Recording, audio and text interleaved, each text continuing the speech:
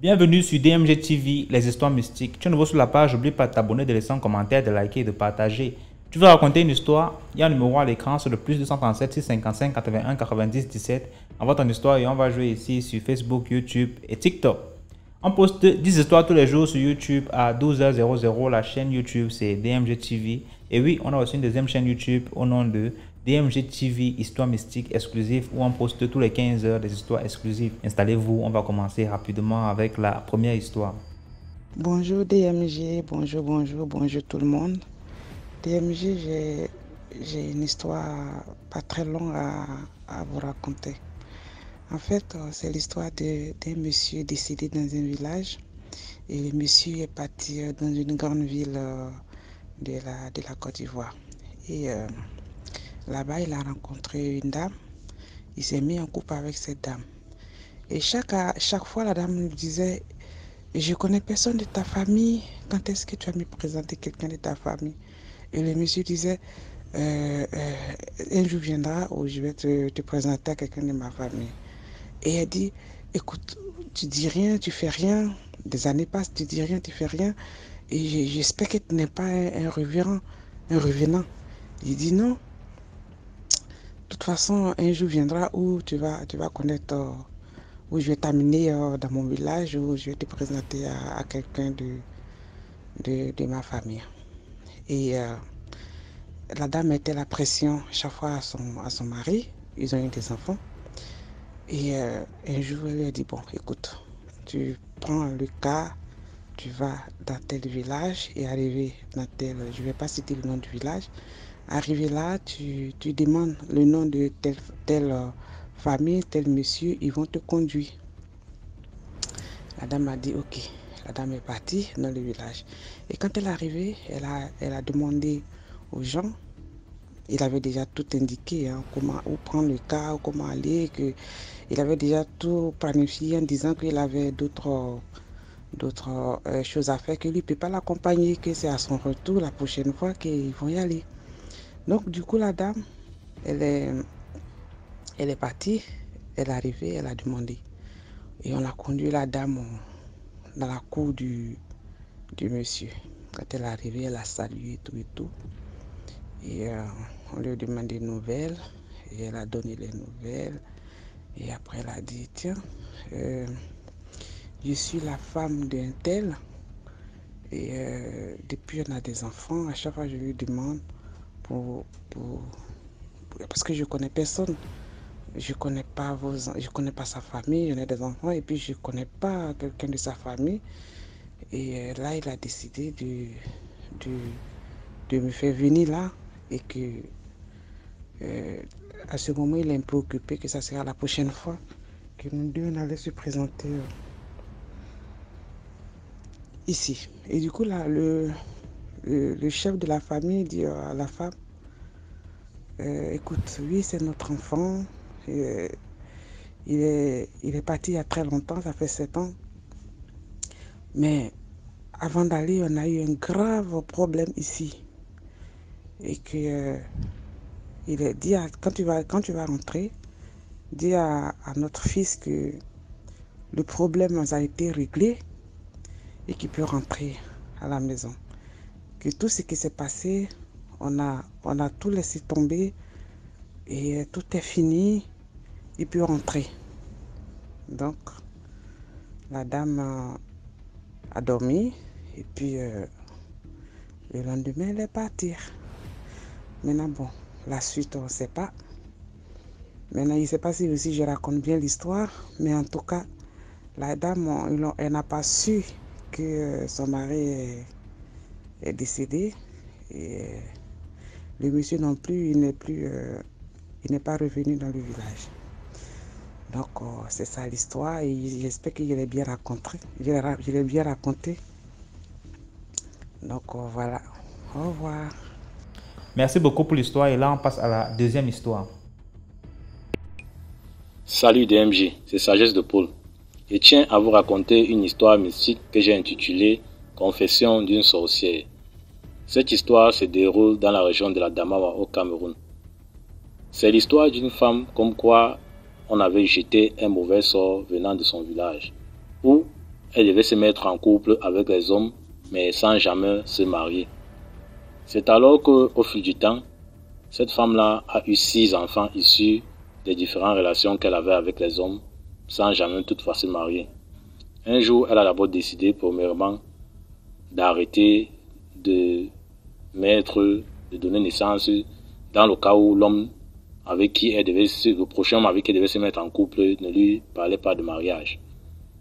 Mais au fil du temps, elle a pris de l'âge, elle a même décidé alors, elle a même fait le serment de complètement abandonner cette vie de couple avec les hommes qui ne lui demandaient jamais un mariage là, au détriment de se concentrer uniquement à l'éducation et à la nutrition de ses enfants. C'est alors qu'à l'époque, comme elle était financièrement instable, elle a fait appel à son grand frère qui était marié et dont la vie était quand même aisée chez lui, de prendre ses enfants, le temps pour elle de retrouver une stabilité financière. C'est ainsi que sa belle-sœur et son grand frère ont pris donc les enfants pour aller vivre dans leur foyer. Mais au fur et à mesure, de temps en temps, elle partait rendre visite aux enfants. Elle se rendait compte que les enfants n'étaient pas bien traités, quoi. Je tiens d'abord à conseiller les uns et les autres ici que quand vous envoyez vos enfants chez les gens ou quand vous-même vous allez vivre chez les gens, contentez-vous des peu de privilèges qu'ils vous donnent et des grâces qu'ils vous font, sans jamais toutefois mettre le cœur sur ce qu'ils font à leurs enfants. Parce que nul ne peut mieux garder ses enfants que soi-même. Et nul ne peut abandonner de garder ses enfants ou d'entretenir ses enfants mieux que les enfants qui viennent ailleurs. Donc, contentez-vous du peu que les gens de la maison vous font grâce et enlevez le cœur et les yeux sur ce qu'ils font à leurs enfants ou à leurs gens dans la maison. C'était donc le petit conseil qui tenait à passer avant de continuer. Donc, la mère, alors, après les nombreuses visites, quand elle voyait que ses enfants n'étaient pas du tout bien traités, elle a donc décidé que malgré son instabilité financière, elle va récupérer ses enfants pour amener à la maison où elle était en location. Elle a donc pris ses enfants, elle les a ramenés et c'était comme si on avait multiplié la malédiction fois 1000.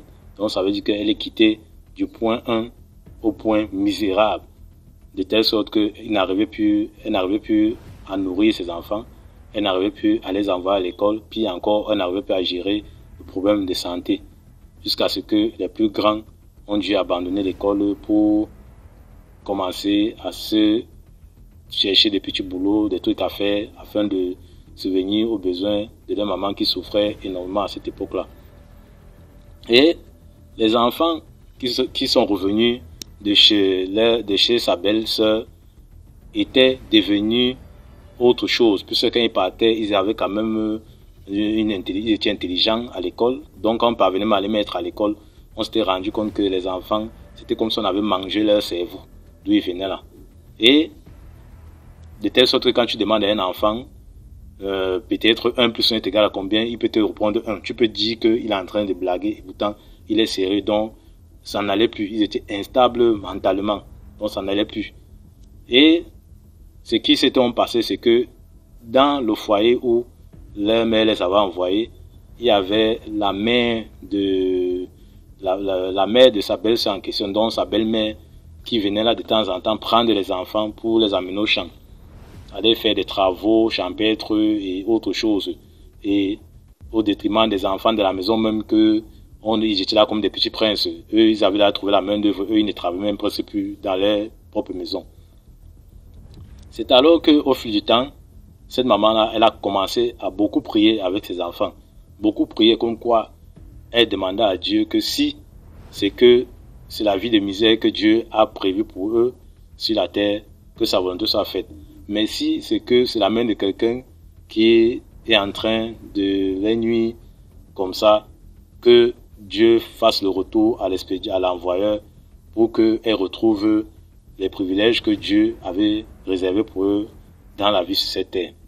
C'est alors que, quelque temps après, dont sa belle-mère, dont la mère de sa belle-sœur est tombée gravement malade, puisque c'était aussi d'ailleurs quand même une bonne vieille d'état âgée. Elle est tombée gravement malade. Elle allait donc en passer, c'est où elle a donc commencé à se confesser sur son lit de mort que c'était elle qui avait pris les chances et les étoiles de la maman de ses enfants pour le transférer à sa fille et à ses petits-fils. Elle s'est donc ainsi confessée sur tout le mal qu'elle a fait durant sa vie et surtout sur cette pauvre famille-là.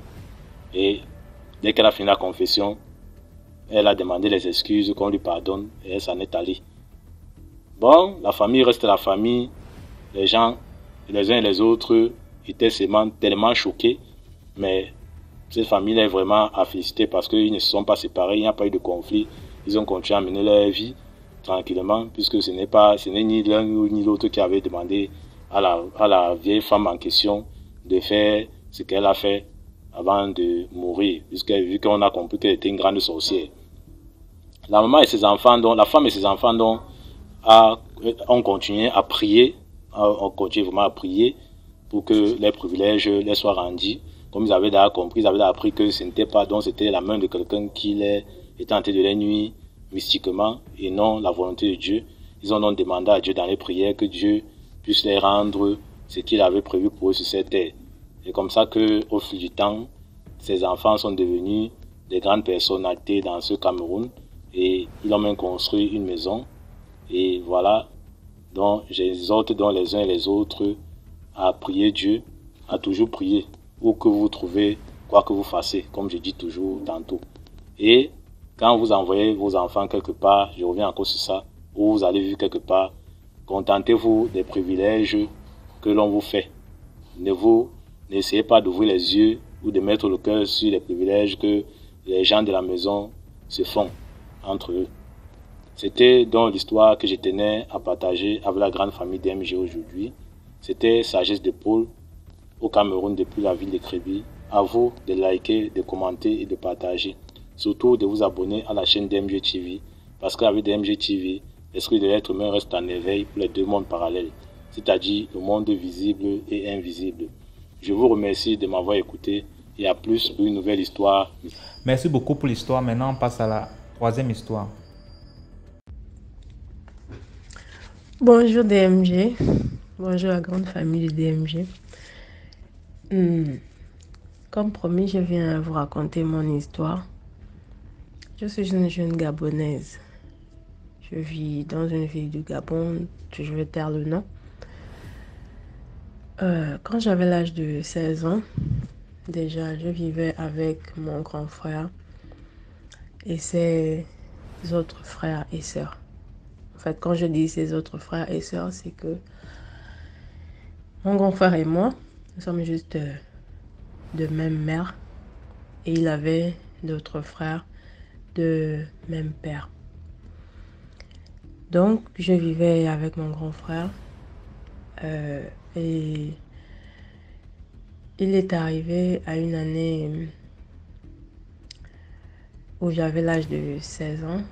16-17 ans, je devais être en classe de seconde première. Et il est arrivé la période des grandes vacances et nous sommes partis passer des vacances dans le village du père de mon grand frère. Un village du Gabon, bien évidemment. Quand nous arrivons, nous passons bien les vacances, tout se passe bien, normalement, jusqu'à cette nuit où je rêve. Je fais un rêve où je suis vraiment, si je peux dire, dans le néant. Je peux dire je suis dans le néant. Et là, vraiment, dans le néant, je ne vois rien. Vraiment rien, tout est blanc autour de moi. Et là, après, je me retrouve, soudain, dans une forêt. Je commence à marcher. Il y a un monsieur à mes côtés. Je marche. Bon, nous marchons ensemble. On marche, on marche, on marche, on marche. On arrive dans une savane. On continue de marcher, de marcher, de marcher. On traverse la savane. On traverse encore une autre forêt. On traverse la forêt. On arrive au bord de la mer. DMG. J'ai marché sur l'eau comme Jésus a marché sur l'eau dans mon rêve. J'ai traversé la mer avec ce monsieur sur de l'eau en marchant comme Jésus a marché sur l'eau. Après, on se retrouve encore de l'autre côté de la mer dans une forêt. On a traversé encore cette forêt. On se retrouvait encore dans une savane. On a encore traversé cette savane et on s'est enfin retrouvé dans une autre forêt. Vraiment une forêt. Mais si je peux dire, personne n'est encore arrivé là-bas, mais c'était une forêt vraiment toute... Non. Trop d'arbres, trop de... En fait, la description... Je ne peux même pas décrire cette forêt, mais cette forêt donnait l'impression que personne n'y était encore arrivé. Donc, je récapitule. Je me suis retrouvée dans le néant. Après ce néant, je me suis retrouvée dans une forêt. On a traversé une forêt, on a traversé une savane, on a encore traversé une forêt. On s'est retrouvé à la mer. On a traversé la mer. On a encore traversé une forêt. On a encore traversé une savane et on s'est retrouvé dans une forêt. Et là, le monsieur a commencé à déterrer des personnes. Il commence vraiment à déterrer des personnes, hein, à creuser. Il commence à creuser, à creuser, à creuser. Il déterre mon papa. À cette époque, mon papa, qui m'a mise au monde, n'était pas encore décédé. Il déterre mon papa. Il déterre ma maman, qui est encore vivante à ce jour. Il déterre ma grande sœur, qui était déjà décédée. Il déterre... Ouais, il déterre ces 3 personnes. Je crois que c'était ça, oui. Il y a ma grande sœur, ma maman et mon papa. Je rappelle bien qu'à cette époque, mon papa n'était pas mort. Il était vivant. Seule ma grande sœur était décédée. Ma maman est encore vivante à ce jour. Donc, il déterre ces 3 personnes. Ces 3 personnes sortent de terre. Je commence à me poser des questions. Je dis, mais qu'est-ce qui est en train de se passer là? Le monsieur dessine un triangle sur la terre, sur terre. Il dessine un triangle. Il met ces 3 personnes que j'ai citées dans chaque extrémité du triangle. Et au milieu, il fait, je sais pas, un cercle. En tout cas, des trucs bizarres, je sais pas. Et là, à ce moment, une femme sort, ou du moins descend comme du ciel, comme venue du ciel. Elle descend, vraiment une femme habillée tout en blanc. Habillée tout en blanc. La lumière qu'elle dégageait, tu ne pouvais pas la regarder dans les yeux. Vraiment impossible de la regarder parce que cette lumière-là éblouissait. Et là, le monsieur a pris une feuille. Il a donné à mon papa. Mon papa a signé. Il a donné à ma maman a signé. Il a donné à ma grande sœur a signé. Et là, il me tend la feuille. Il m'ordonne de signer. Signe! Je dis, mais je ne peux pas signer. C'est quoi? Un contrat? Qu'est-ce que c'est? Je ne peux pas signer quelque chose que je n'ai pas lu, dont je ne connais pas le contenu. Et je me mets juste à signer. Et là, il me gronde, TMG. Il se met en... Vraiment, dans un état de colère. Il commence à me taper le stylo qu'il tenait en main sur ma tête. Il commence à me taper le stylo qu'il tenait en main sur ma tête en m'ordonnant de signer. Je te dis de signer. Pourquoi tu es têtu comme ça? Je te dis de signer. Signe. Tu ne vois pas. Ta mère a signé, ton père a signé, ta grande soeur même a signé. Mais je me posais la question, mais pourquoi il a déterré ma mère qui est vivante? Mon père est vivant. C'est vrai, ma grande soeur est décédée. Je lui dis, mais c'est quoi vous me demandez de signer là? Je ne signe pas. Donc je boudais tout. Et après, dans la prière, je commence à invoquer le nom de Jésus. Seigneur, sauve-moi de cette situation. Pourquoi? Seigneur, sauve-moi. Seigneur, viens me sauver. Et tout. Nom de Jésus, nom de Jésus. Et tout, et tout. À ce moment, je me réveille. Mes DMG. Quand je me réveille de mon sommeil, vous savez, au village, c'est vrai, souvent, quelquefois, on avait des... c'est vrai, aujourd'hui, actuellement, on a maintenant des groupes, on a maintenant de l'électricité dans tous les villages. À cette époque, on n'avait pas d'électricité, donc on avait le groupe. Donc, à un moment donné de la soirée, on allumait le groupe à partir de 18h jusqu'à un moment donné, 20h, 21h. Et là, on mettait les lampes tombettes. Donc, à ce moment, DMG, quand je me réveille de mon sommeil du lit, déjà dans le rêve d'abord, quand il me cogne, il me tape et tout, je me retourne donc, je fais comme si, en fait, j'avais tapé la main sur, euh, sur un caillou. Et là, je me réveille. Quand je me réveille, j'ai la main sur ma soeur, ou du moins ma demi-sœur. Non, c'est même pas ma demi-sœur, parce que c'est la sœur de mon frère. La sœur de mon frère. Donc, bon, ma sœur par alliance. Je tape ma main sur elle. Et là, elle est endormie, mais d'un sommeil total, en fait. Elle ne bouge pas. Et quand je me réveille, j'ai des maux de tête. J'ai mal à la tête. Je me dis, merde, dans quoi je me trouve là? Je vois, la lampe tempête est éteinte. Pourtant, il y avait bien la mèche là. Vous savez bien les lampes Luciole là.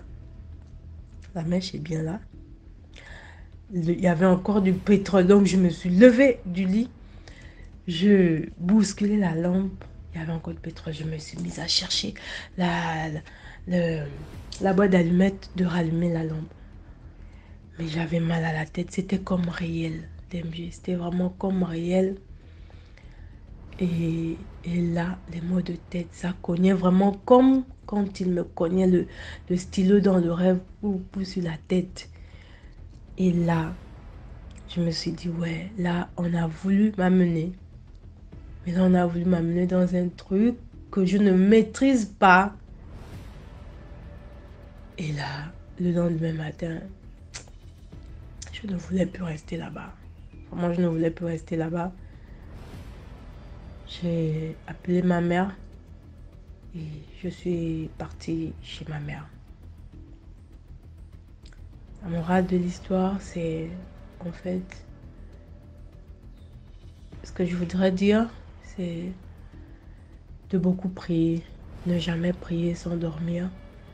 Ne jamais dormir sans prier et vraiment avoir le discernement.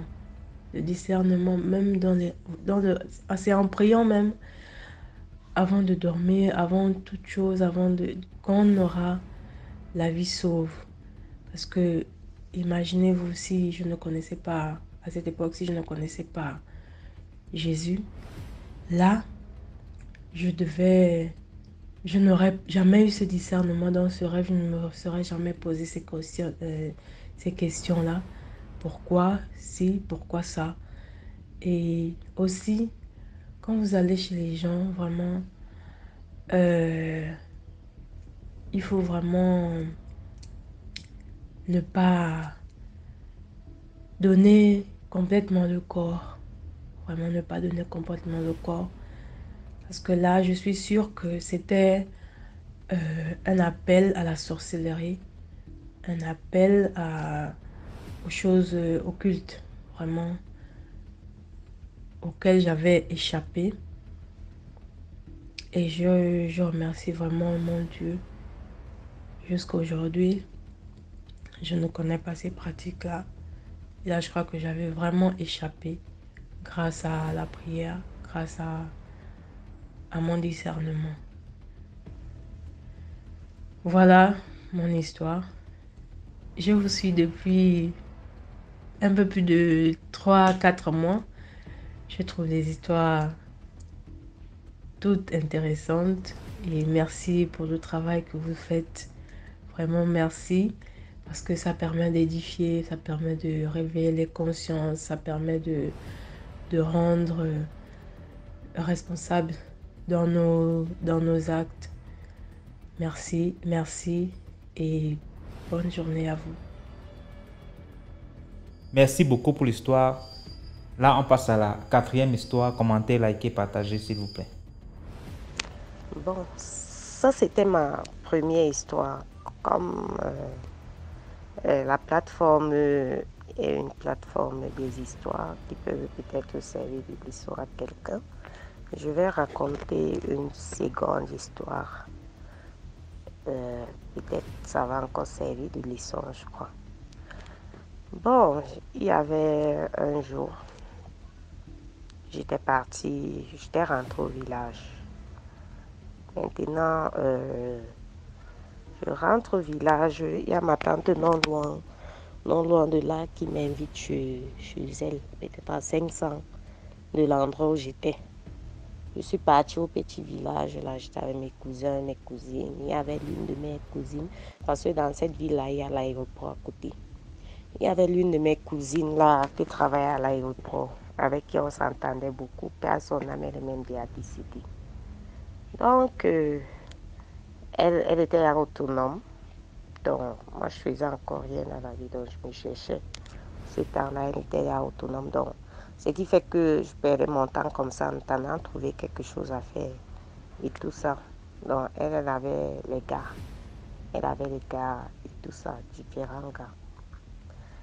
Un jour, elle rentre du travail, elle ramène un groupe d'amis. C'était les gars de la Sonnelle. Donc, les gars qui voyagent souvent aller planter les poteaux dans d'autres villes. Donc, c'était les gars de la Sonnelle. Maintenant, elle rentre avec eux un jour. Elle me dit que lave-toi vite, tu t'habilles, on sort, on va aller boire. Je dis que ok, comme je ne faisais rien. Je dis ok, je me lave, je m'habille vite, on sort avec eux. On a passé la soirée, tout était bien, on s'est présenté, tout ça. Pendant qu'on causait, ce monsieur était géant, costaud. Il portait toujours des grosses chaussures sur ses pieds. Il portait des grosses chaussures, il avait des grosses mains. Il était trop géant. Il m'avait l'air un peu bizarre. Mais le monsieur s'intéressait et c'était lui qui draguait ma cousine. Et il s'intéressait beaucoup à moi parce qu'il prêtait toujours attention à ce que je disais. Il me regardait beaucoup, la façon dont je souriais, mes faits et gestes. Il était très attentif à mon égard. Donc, il me regardait trop. Il était peut-être passionné de moi, je ne sais pas. Et il m'inspirait quelque chose de pas normal. Bon, bref, je dis que ce sont ses connaissances. Moi, pour moi, et quoi dedans? Je reste, je bois ma chose. Dès qu'on finit, on rentre.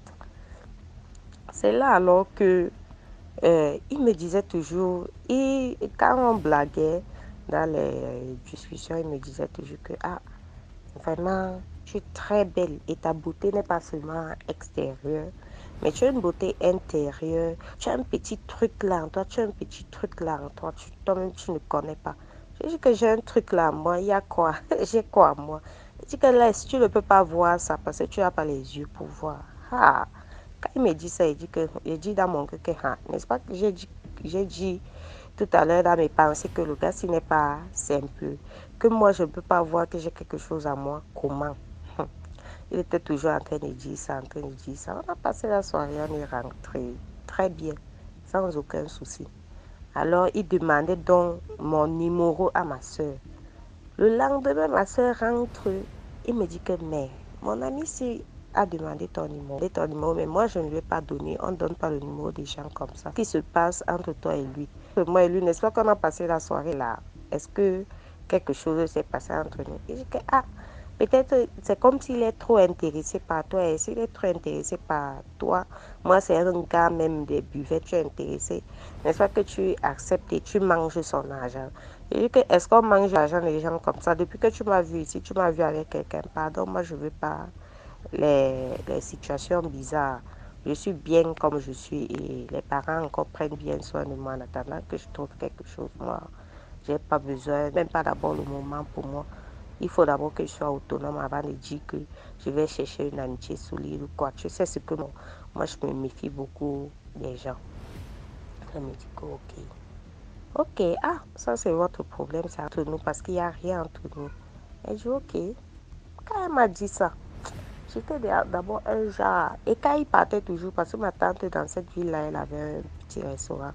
Quand il partait dans le petit restaurant, il me demandait toujours. Et quand je venais, et sentais. Et quand je retournais, quand je venais là-bas au restaurant, ma tante me dit que merde, tel monsieur l'a demandé après toi peut-être 4 ou 5 fois. Et commencé à dire, aïe, monsieur, s'il veut quoi derrière moi, 4 ou 5 fois. Tu me cherches, il veut même quoi derrière moi. J'ai commencé à avoir peur de lui. Donc, à chaque fois qu'elle rentrait, elle disait que lave-toi vite, on part. Je dis qu'on part où?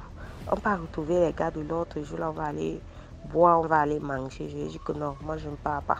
Je ne veux pas, je ne pars pas. Elle me dit que ouais, tu ne veux pas aller te distraire. Tu as passé toute la journée ici quand je n'étais pas là. Bon, demain, on va aller à l'aéroport ensemble. On va partir une fois avec eux. Je suis là, non. Tu as peur de quoi? Je dis que non, moi je ne veux pas. Tes gars là sont trop bizarres. Entendre ça comme ça, moi je ne veux pas. Mon esprit ne me convient pas de partir avec vous. Elle dit ok, il n'y a pas de problème. Elle s'habille, elle sort. Quand elle arrive là-bas, le gars demande toujours après moi. Il était le seul parmi leur groupe à demander après moi. Le gars demande toujours après moi. Elle revient toujours me dire. Il dit que ça c'est son problème là-bas. Il ne lui donne pas mon numéro. Elle dit que ok, je ne peux pas lui donner ton numéro. Je lui ai dit que tu n'as pas de téléphone, mais il dit toujours que il te voit toujours un téléphone en main. Je lui dis toujours que c'est au téléphone de la mater. Il a même demandé au numéro là pour qu'il puisse t'appeler là-bas. Il dit qu'il veut causer avec toi par rapport à quelque chose. Et je dis que non, moi je ne veux pas. Ne lui donne pas mon numéro. Donc, bref, le monsieur demandait toujours bizarrement après moi. Je comprenais rien. Après ça, un soir, je me suis lavée tellement que tout le monde était parti au restaurant là parce que c'est là-bas qu'on passait souvent la soirée, on perdait le temps comme ça et tout ça. Comme c'est une ville un peu une ville où il y a beaucoup de militaires, une ville où il y a beaucoup de voyageurs qui s'arrêtent parfois pour manger et tout ça là. Donc on perdait le temps jusqu'à 22h, 23h, on rentrait. C'est comme ça que un soir, tout le monde était parti là-bas. Et comme je me sentais seule, il n'y avait pas la lumière ce jour-là. Je me suis habillée, me suis lavée pour partir. Je suis partie, j'ai rencontré le gars là-bas au restaurant. Il m'a dit que toi tu ne manges pas. Je lui ai dit que non, moi j'ai à manger parce que j'avais faim le jour-là. Parce que les filles là n'avaient pas préparé à la maison. Comme j'étais encore étrangère, je ne pourrais pas toucher leur truc puisque je ne sais pas à qui appartient quoi. Parce que chacun achetait ses choses là-bas pour concocter. Donc les filles de ma tante là elles étaient trop autonomes. Donc chacun avait son petit business, faisait ses propres choses. Elles achetaient les nourritures qu'elles voulaient préparer. Et celle de l'aéroport là, elle ne perdait pas son temps à préparer. Elle partait toujours manger dehors ou au restaurant de ma tante. Donc, j'étais même venue là-bas dans l'intention de partir aussi manger là-bas. Puisque quand on ne prépare pas, on a droit à un plat au restaurant. C'est comme ça. Surtout quand tu es étranger. Je suis partie. Du coup, dès qu'elle arrive, je trouve le monsieur. Il me dit que tu ne manges pas. Je dis que non. Moi, je ne mange pas. Je n'ai pas moi faim. Et à manger. Pourtant, mes intestins étaient en train de garrouiller. Mais j'ai refusé. Après, il insiste toujours. Je dis que non, ça va. Je me lève moi-même, je pars servir le thé parce que ma tante servit le thé. Je mange avec quelques beignets là parce que j'avais vraiment faim. Est-ce que tu préfères manger le thé et le beignet que de manger la nourriture? Moi, je vais te payer un plat de nourriture. Je dis que non, que je bois le thé et le beignet parce que je veux boire, c'est tout. C'est pas parce que j'ai faim. C'est parce que je veux juste boire. C'est quelque chose que je veux comme ça. Et je dis que, ah, ok. Il introduit les causeries. Quand il me cause, j'étais même pas trop par rapport à lui. Il me cause, j'étais pas trop par rapport à lui. Il a senti ça. Il a attendu net, j'étais fatiguée, je baillais. Ma tante me dit que, mais rentre te coucher, non. Il y avait même tes soeurs qui étaient venues ici avant toi, elles sont rentrées à la maison, tu vas les trouver, rentre te coucher. J'ai dit que, ok, comme je suis fatiguée, je vais rentrer me coucher. C'est comme ça que dès que je me lève, le gars dit que attends, je t'accompagne, mon cœur fait bim. Et que tu m'accompagnes. N'est-ce pas que tu es ici, tu attends ta personne, pardon. M'accompagne pas, moi je connais la route, je vais rentrer seule. Il dit que non, lui-même il était en train de rentrer. On chemine alors un peu, il va couper la route et rentre chez lui.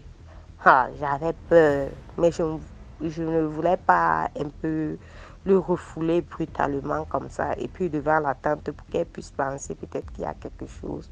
Donc, je me retenais un peu de lui dire que je ne veux pas. Et puis, j'avais peur. Et comme ça, il me dit que non. Il insiste, il dit qu'il va m'accompagner. Comme il s'était levé, je me suis vite levée, j'ai avancé. Le gars a vite marché, pam, pam, pam, pour venir me retrouver. Il était 23 heures passées ce jour-là, presque minuit. Et comme la route est un peu loin, parce que le restaurant est en bordure de route et la maison est un peu loin, bien au fond du quartier. C'est comme ça qu'il insiste à m'accompagner. C'est comme ça que quand on marche, j'entends croc, croc, un peu comme les sabots. Je dis, les bruits des sabots s'y viennent d'où? Est-ce que les bœufs ou les trucs, les animaux marchent la nuit? Je me retourne, je vois un peu par derrière, je ne vois rien. Mais quand on marche, j'entends les bruits du sabot. Croc, croc, croc. Il me racontait une histoire là, j'étais même pas avec lui. Après, maintenant, quelque chose me parle dans la tête, quelque chose me dit, qu'est un peu à côté, comment le bruit là vient un peu vers chez lui là. Je guette un peu à côté, dès que je baisse ma tête, je vois les pieds. Maman, je jure devant mon Dieu, c'était les sabots. Les sabots, donc il avait les sabots jusqu'à un certain niveau là. Donc il avait le pantalon, il avait la chaussure au restaurant, mais tout ça s'est transformé en sabots. En bas c'était les sabots et en haut c'est l'homme. Comme on voit dans les films là, moi j'ai vu ça, je jure au nom de Dieu. Quand j'ai vu ça, mon cœur s'est coupé. J'ai voulu fuir, j'ai voulu crier.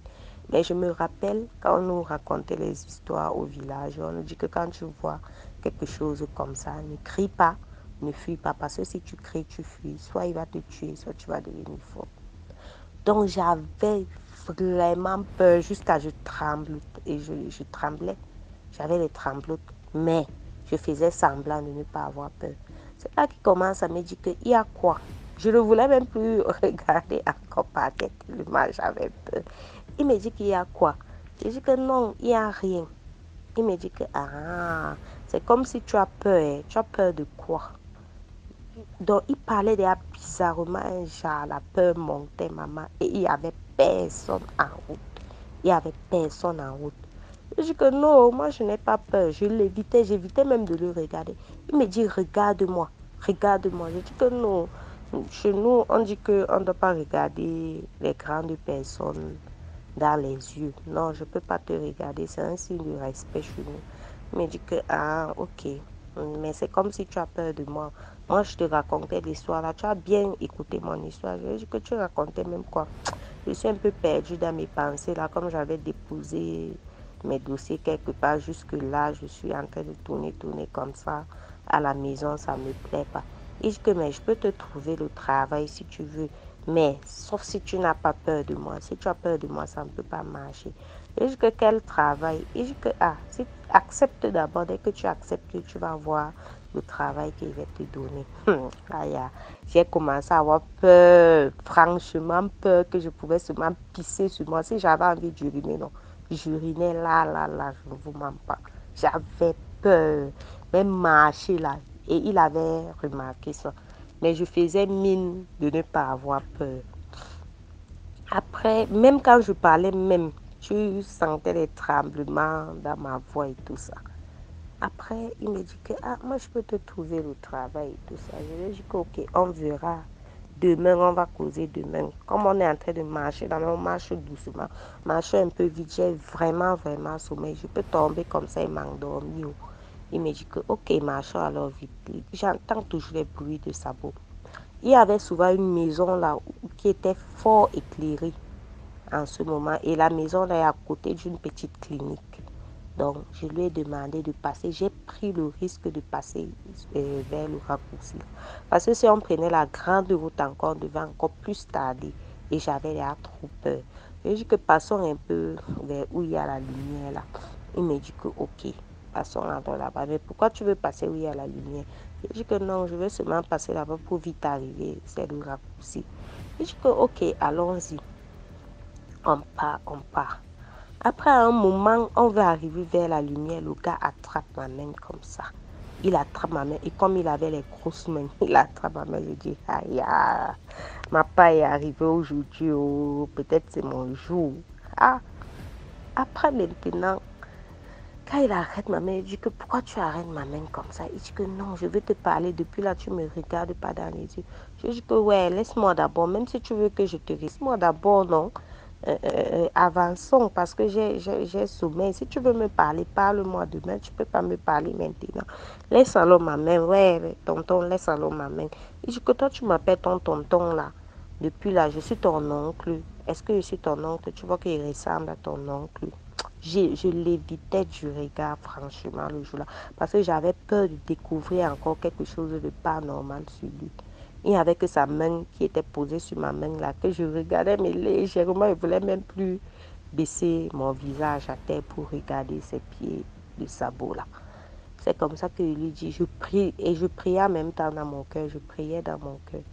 Il dit que, ok, quand je priais, c'est comme si ça l'influençait. Après, il m'a lâché brusquement. Il dit, ok, il me lâche brusquement. C'est comme ça que je dis qu'on peut avancer. On avançait, pam, on avançait. Dès qu'on arrive vers la maison, il y a fort la lumière là, jusqu'à le long de la maison là, jusqu'à le centre de santé là, il y avait toujours la lumière. C'est comme ça que je lui dis que ouais, attends-moi un instant. Dès que je lui ai dit que attends-moi un instant, maman.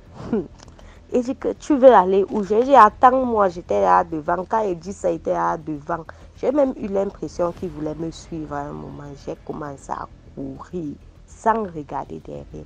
Je sentais sa présence derrière. J'ai commencé à courir comme il y avait la lumière. Je sais que les trucs bizarres comme ça n'aiment pas souvent montrer leur apparence dans la lumière. D'après ce qu'on me racontait avant. C'est comme ça que j'ai commencé à courir, papa. J'ai commencé à courir DMG. Dès que j'ai couru, je suis seulement entrée brusquement dans le centre de santé là. Et comme on connaissait ma soeur là-bas et on nous voyait marcher ensemble, les gars là disaient que c'est comment. J'étais tout essoufflée et je transpirais, pourtant il faisait froid en ce temps-là. On me dit que c'est comment, il y a un problème, tu ne te sens pas bien, il y a quoi? Assieds-toi, on m'arrête, assieds-toi. Donc j'étais tellement essoufflée, je ne parvenais pas à parler. C'est après, au bout de 45 minutes, que je raconte l'histoire là aux infirmières qui étaient là-bas. D'autres riaient, d'autres ne prenaient pas ça au sérieux, d'autres riaient, d'autres me regardaient bizarrement. Après, j'ai attendu un infirmier là, qui connaissait bien la maison de ma soeur. Je lui ai dit que tonton, pardon, accompagne-moi à la maison. Il me dit que mais la maison est tout proche, tu veux qu'il t'accompagne comment? Tu as toujours peur de ton histoire là, il rit. Donc tous ne prenaient pas au sérieux. Je dis que oui, pardon, accompagne-moi. C'est comme ça qu'il m'a accompagné. Il m'accompagne, arrivé à côté de la maison. On revoit le monsieur, on ne sait même pas par où il est passé. Où il a repris la grande porte, où il est passé par où on revoit monsieur. C'est comme ça que j'ai la blouse de... Je dis, hey, ton gars que tu as dit qu'il a le sabot, les sabots en bas là. Il dit que oui, voici le gars. Mais moi, je ne vois pas les sabots. Il torche le gars. Lui, il n'avait pas peur.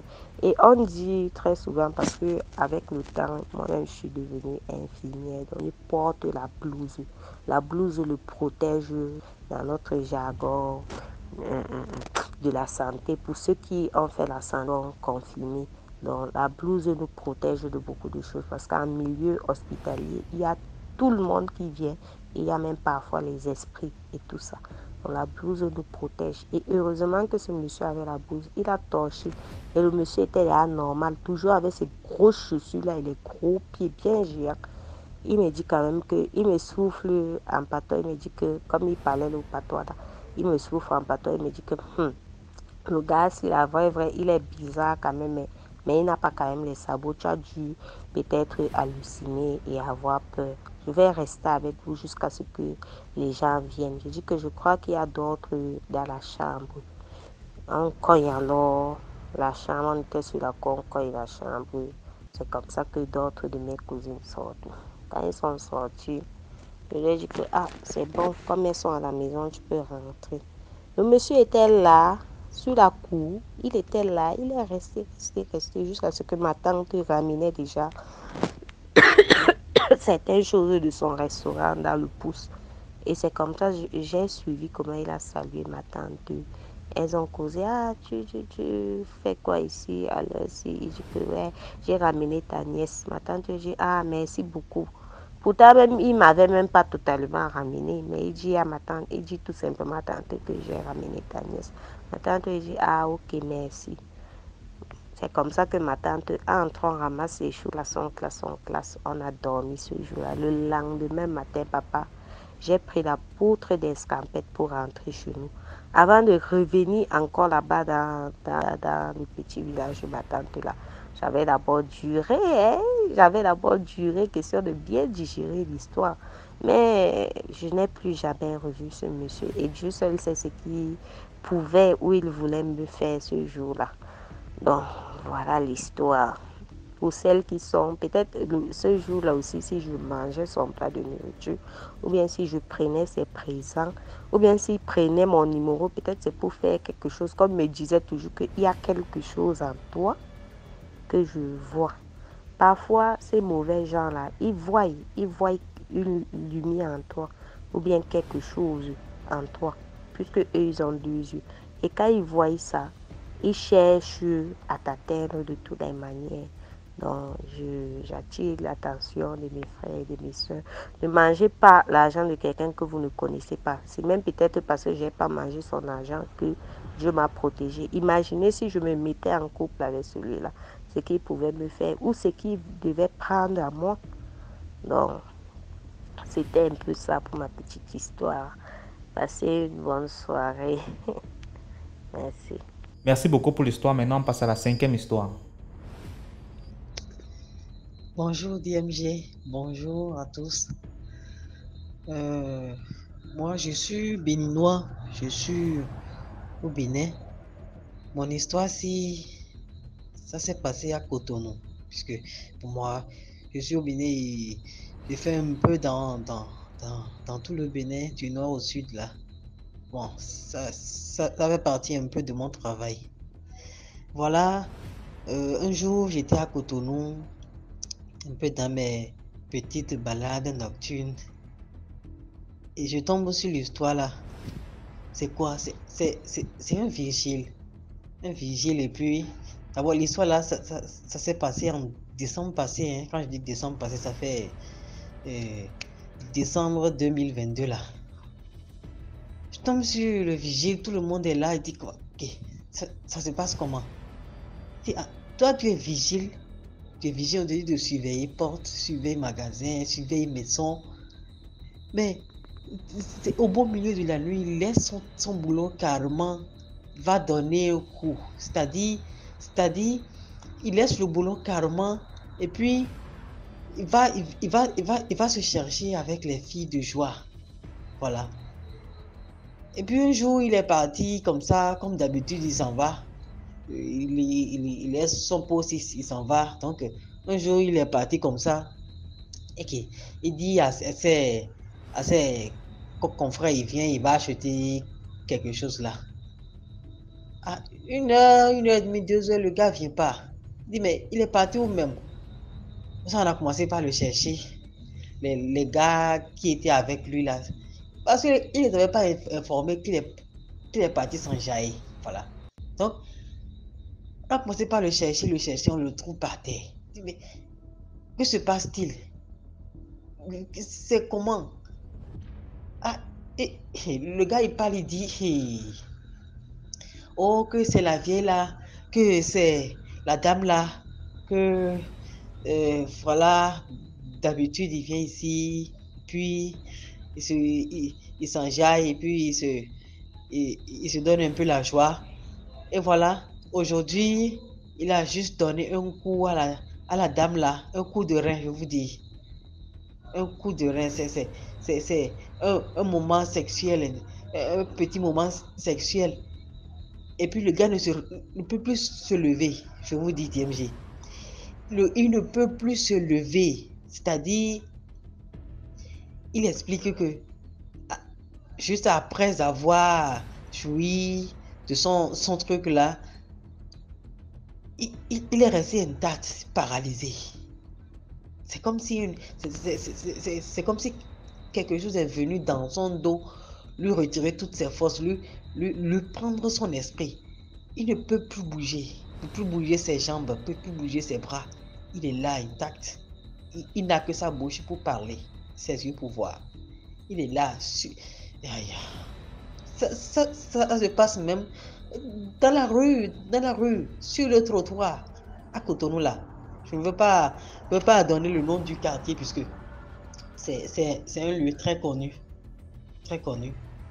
Et puis, il est resté là, sans bouger. Et c'est la patrouille, la patrouille de la police qui fait la patrouille la nuit, qui est tombée dans la Seine. Ils ont ramené ce monsieur. Je vous dis, jusqu'à aujourd'hui, ce monsieur-là, il ne marche pas encore. Jusqu'à aujourd'hui, il ne marche pas encore. Il essaie de tenir les béquilles, mais ça ne marche pas. Ça marche pas. Il ne marche pas encore. C'est pour dire que quand Dieu fait, vous avez trouvé quelque chose, un travail quelque part. Occupez-vous de ce qui vous regarde. Occupez-vous de votre travail. Toutes les femmes de nous ne sont pas des femmes. Toutes les femmes de nous ne sont pas des personnes, ne sont pas des humains. Des esprits sont en possession d'humains et qui passent. Ah, voilà ma petite histoire du jour. Vraiment, ça peut apprendre, ça peut enseigner quelqu'un, ça peut aider les gens. Vraiment, DMG, merci pour l'écoute. Merci et bonne soirée à tous. Merci beaucoup pour l'histoire. Maintenant, on passe à la 6e histoire. Bonsoir ou bonjour à tous d'ailleurs. L'histoire que je vais conter aujourd'hui s'est passée en 2002 au sud-est du Gabon, plus précisément dans la province du G7, entre le village Mikwanya et le village Mambouété. Bon, cette histoire, c'est une histoire réelle déjà. À la fin de cette histoire, que chacun me dise si c'est une bonne histoire, si c'est bien ou mal. C'est-à-dire, est-ce que cette histoire, à la fin de cette histoire, il y a un mal et un bien. Bon, l'histoire est que, à l'approche d'un retrait de deuil organisé dans ce village, comme chez nous partout d'ailleurs en Afrique, à la veille d'un événement comme un retrait de deuil par exemple dans les villages, les gens font des achats pour que la fête soit belle. Donc d'autres vont en ville acheter des poulets, des poissons, des trucs de la ville. Après, il y en a qui vont à la chasse au campement. Ils vont camper pour prendre le gibier. Donc voilà, comme ça, à 6 jours du retrait de deuil, parce qu'il faut tout de même signaler que c'est une cérémonie qui qui prend souvent 2-3 jours par là. Donc comme ça, il y a une équipe qui a été envoyée au campement, déléguée. On a sélectionné, on a choisi 5 personnes. Donc les 5 personnes qui sont allées au campement pour ramener du gibier un jour avant la fête, se sont approvisionnés, ils sont partis avec des maniocs, des torches, des piles, des fusils, des boîtes d'allumettes, voilà, pour faire leur feu et autres. Donc comme ça, ils sont partis. À quelques kilomètres du village, il y a eu une grande pluie, très très grande pluie. Puisqu'ils ne peuvent plus faire demi-tour, donc ils ont continué. Ils ont continué jusqu'à ce qu'ils soient arrivés au campement. Arrivés au campement, voilà, qu'ils se sont mouillés. Ils se sont mouillés, il y avait une grosse pluie, ils se sont mouillés, les allumettes mouillées, tout était mouillé. La fraîcheur était au rendez-vous. Donc tout le monde tremblait. Arrivé au campement, tout le monde tremblait, la fraîcheur. Souvent, quand on va en forêt comme ça, au campement comme ça, en chemin, on peut tirer un sanglier, un singe. Ça dépend de la bête qui se présente. On tape, on tire dessus, elle meurt, et puis bon, voilà, on peut être mangé pour retrouver les forces, éventuellement. Arrivé là-bas, ils ont pu attraper un porc-épic. Ils ont tué un porc-épic en chemin. Ils l'ont amené et puis bon, ils ont commencé à le dépercer et tout, nettoyer. Ils se rendent compte que les allumettes, toutes les boîtes d'allumettes qu'ils avaient étaient trempées d'eau. Et il était quelle heure? 3 heures du matin, en pleine forêt au campement. Il y a eu une grosse pluie. Que faire? La fraîcheur, la faim mélangées. Donc comme ça,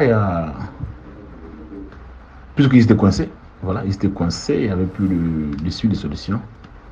Il y avait un vieux qui était avec eux, un peu plus âgé qui était avec eux, qui leur a demandé de se retirer un peu, il s'est retiré tout seul. Boum, du coup on a vu le feu. Et ils lui ont demandé, mais on n'a pas de bois d'allumettes, on n'a plus rien. Comment tu as fait pour avoir ce feu-là? Il dit, j'ai scié le feu. Voilà, parce que souvent les gens se transforment en panthère, en ceci, en cela. Donc c'est transformé en une bête qui chie souvent le feu. Donc il a scié le feu. Et ils ont pris ce feu-là, ils ont réchauffé. Sinon on va dire, oui, réchauffé toutes les boîtes d'allumettes. Réanimer toutes les boîtes d'allumettes, on va dire ça comme ça. Et les boîtes d'allumettes ont repris forme et tout. Ils ont allumé le feu, ils ont préparé, ils ont mangé jusqu'au matin.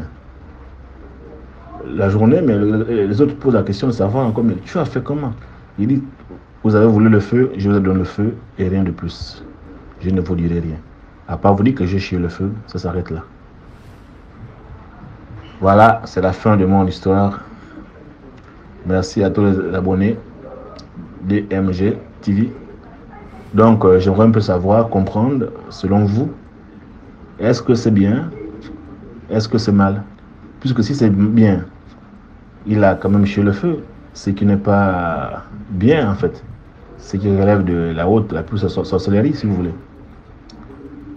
Mais puisque ce feu a servi de allumer le feu, de réchauffer les bois d'allumettes pour enfin avoir du feu, avoir les allumettes en tout besoin, à tout moment.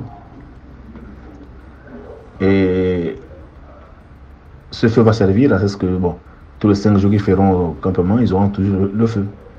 Puisque désormais les boîtes d'allumettes sont bien et puis bon, voilà, cachées quelque part. Comment est-ce que vous trouvez ça? Est-ce que c'est bien ou c'est mal? Donc, voici mon histoire avec une question à la fin. Merci infiniment. Merci beaucoup pour l'histoire. Maintenant, on passe à la 7e histoire. Bonjour DMG. Ouais, je suis très ravi et c'est pour ma première fois de poster une histoire dans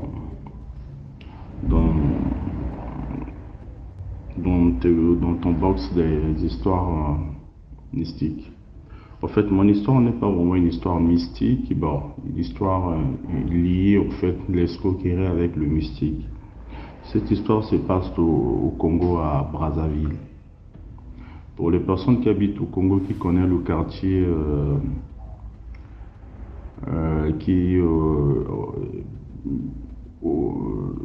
qui est situé après Massengo, le nom m'échappe un peu. En fait, les cimetières s'appellent Itatolo.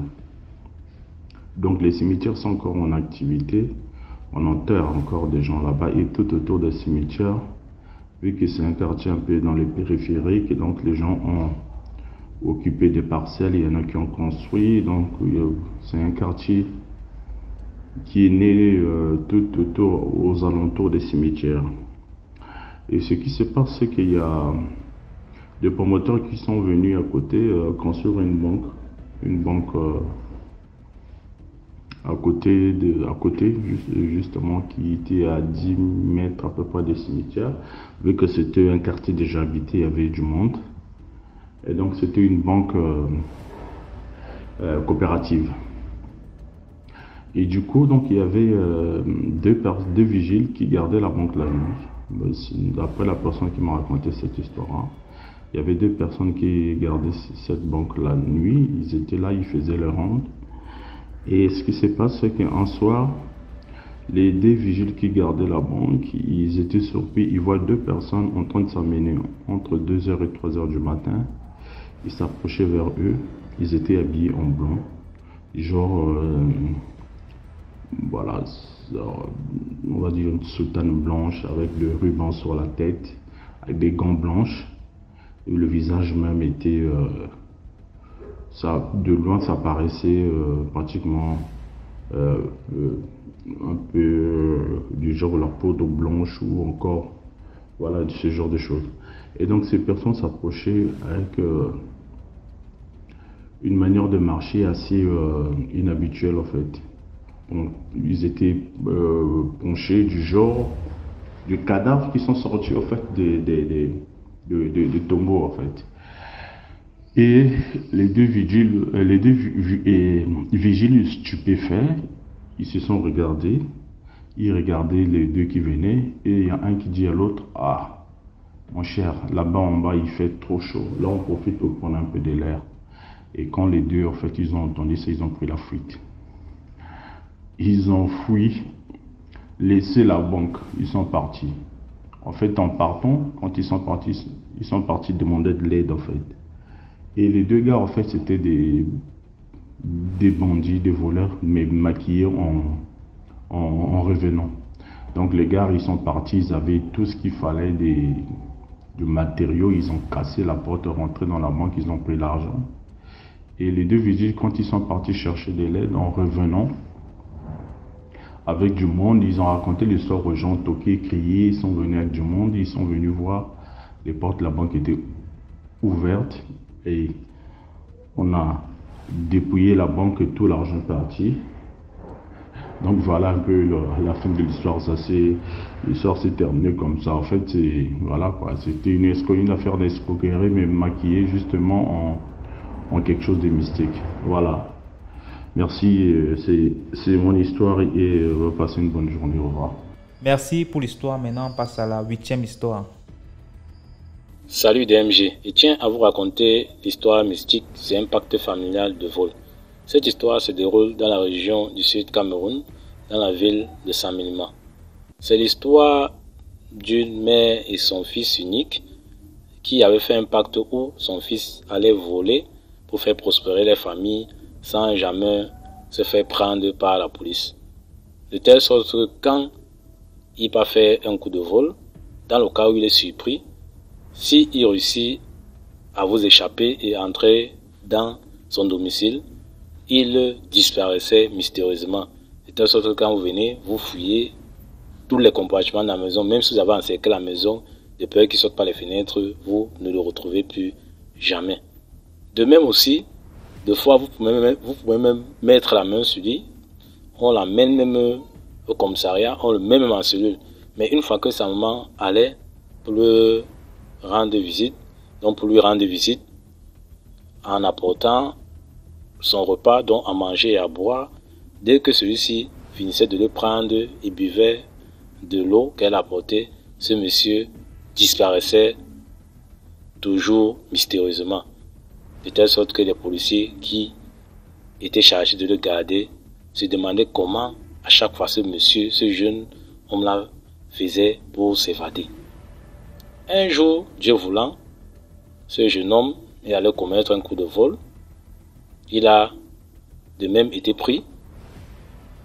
On l'a conduit dans le commissariat, ne se dérangeant pas, sachant qu'il y aura toujours la scène de sa disparition.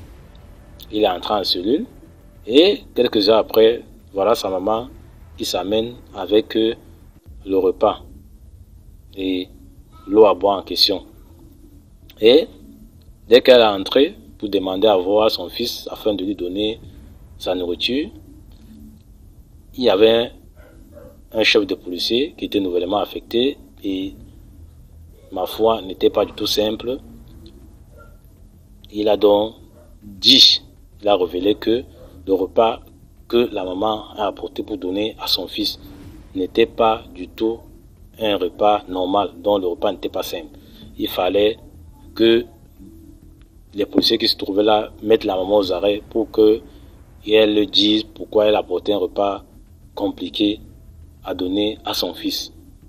C'est ainsi que tous les policiers qui s'y trouvaient étaient étonnés, mais ils ont tout de même exécuté, ils ont pris la maman et ils l'ont amenée en salle d'interrogatoire. C'est ainsi, de même, il a demandé à faire conduire son fils où se trouvait sa maman, afin qu'il les interroge. Une fois arrivés, tous les trois réunis, il a dit, de vous à moi, on sait que ce repas n'est pas simple. La seule chose que vous avez à faire ici, c'est de donner votre déposition et peut-être la maman peut être acquittée pour avoir les circonstances à tenir. Parce que si vous ne le faites pas, je vais démontrer ce que je suis en train de dire et tant pis pour vous, ça sera autre chose pour votre condamnation.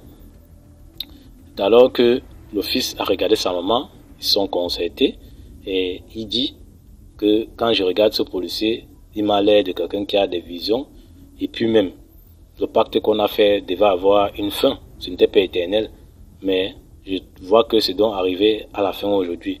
C'est mieux qu'on crache le morceau et si on peut t'acquitter, qu'on t'acquitte. Moi, je ne trouve pas ça normal que toi et moi allons faire de la prison. C'est mieux que toi, on te laisse et moi, je purge finalement ma peine, vu que j'ai déjà tellement échappé aux mains de la justice. C'est ainsi que la maman a donc craqué. Elle a donc décidé de confesser en disant qu'effectivement, ils ont fait un pacte de vol familial où son fils unique allait voler sans jamais toutefois se faire prendre, de telle sorte que quand il est pris, dans le cas où il est surpris, et s'il réussit à vous échapper et arriver à la maison, et qu'il boive de l'eau, parce que c'est l'eau qu'elle dit avoir fétiché et avoir pacté dessus, une fois qu'il boit de cette eau-là, il disparaissait tout simplement. De même que quand on la voyait des fois lui apporter à manger, c'était pour qu'il soit en contact avec cette eau. Donc dès qu'il faisait manger, il buvait de cette eau, il disparaissait mystérieusement aussi comme ça, à l'étonnement de ceux qui le gardaient, qui se demandaient toujours à chaque fois comment il faisait pour s'échapper en question. Tout le monde qui était là était étonné.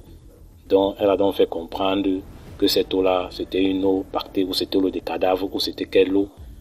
En réalité, c'est Dieu qui connaît, qu'elle avait fétiché dessus. Donc pour permettre à son fils de réussir toujours à échapper aux mains de la justice et des autorités en question. C'était donc l'histoire que je tenais à partager avec la grande famille d'MG. J'attire donc l'attention aux uns aux autres que comprenons que s'il y a des adeptes des pactes quelque part ou du fétichisme, vous voyez donc que ces choses ont un début et ont une fin. Ce n'est jamais éternel, ce n'est que Dieu ce qui est éternel. Et on ne peut que prier et se soumettre à ce qui est éternel. C'était l'histoire que je tenais à partager avec la grande famille d'MG. À vous de liker, de commenter et de partager, surtout de vous abonner à la chaîne d'MG TV, parce qu'avec DMG TV, l'esprit de l'être humain reste en éveil pour les deux mondes parallèles, c'est-à-dire le monde visible et invisible, voire obscur. Je vous invite donc à prier Dieu pour être des guerriers de la lumière afin de combattre les anges des ténèbres et les adeptes de certains faits mystiques, voire sataniques en question. Je vous remercie une fois de plus de m'avoir écouté et à plus pour une autre histoire mystique. Merci pour l'histoire. Maintenant, on passe à la 9e histoire. Bonjour DMG, bonjour à toute la communauté. N'oubliez pas de partager, de liker et de commenter aussi. Aujourd'hui, je reviens encore avec une histoire mystique de ma famille. Donc, ça s'est déroulé dans ma famille dans des années 2014, oui, 2014, oui, je me rappelle bien. À 2014. Donc, c'était une grande cousine. C'était une grande cousine. Donc, elle vivait à Njumbe. Oui, c'était à Njumbe. Et elle faisait dans la plantation des Macabos. Elle faisait dans la plantation des Macabos. À un moment donné, vous savez aussi que toutes ces histoires de prospérité, chacun veut prospérer. Donc, elle a voulu prospérer avec ce business de Macabo. Donc, elle a intégré des réunions des femmes cultivateurs. C'est un peu ça, des femmes cultivateurs. Et chaque année, elle produisait vraiment des sacs, des tonnes de Macabo. Elle produisait vraiment.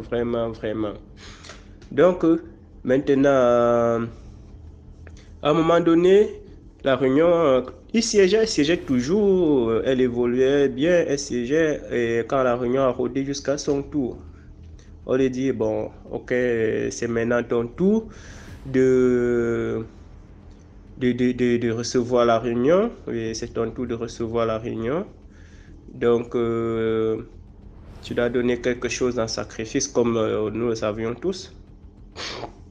Et excusez-moi, vraiment, je suis rhumé. Je suis vraiment rhumé. Donc, c'était son tour de bouffer, de recevoir la réunion. On lui dit, bon, il faut quelqu'un aussi en sacrifice.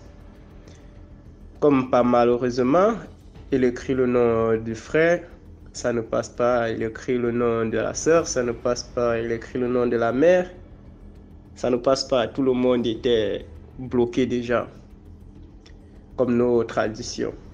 Tout le monde était bloqué. Et subitement, elle tombe malade. Étant Njumbe, elle est malade, elle fait les hôpitaux fatigués, des mois, on dit on ne voit rien. Au fur et à mesure, elle ne faisait que faner, jusqu'à le renvoyer au village, dans son village. Chez nous, elle est arrivée.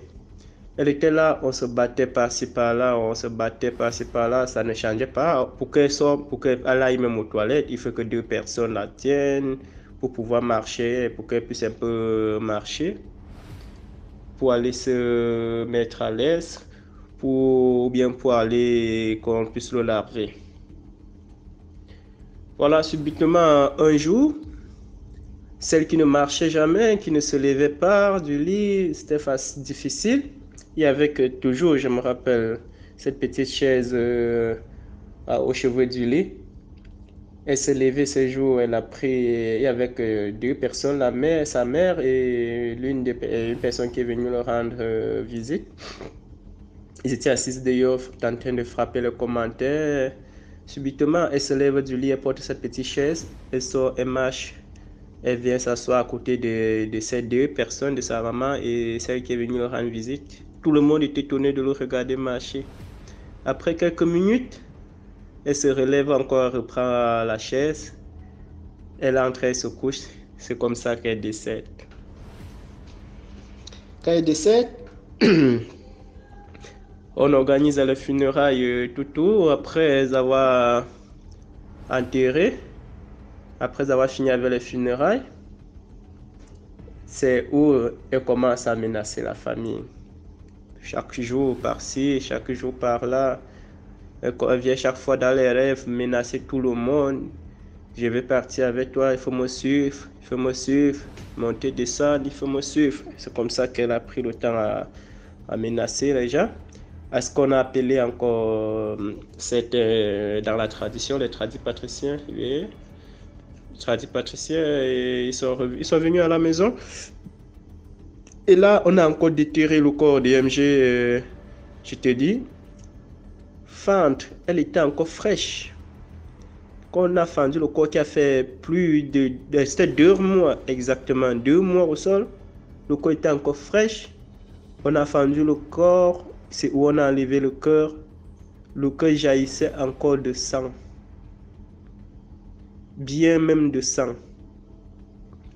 C'est où on fait le cœur, tu sais, ces gens, ils ont regardé, ils ont dit non, elle avait écrit toute une liste des noms qu'elle devait d'abord sacrifier ces gens avant de partir pour de bon. C'est pour ça qu'elle venait dans les rêves, par-ci par-là, essayer de dire et de ramener ces gens, parce qu'elle a vraiment traumatisé les gens. Elle avait vraiment traumatisé les gens.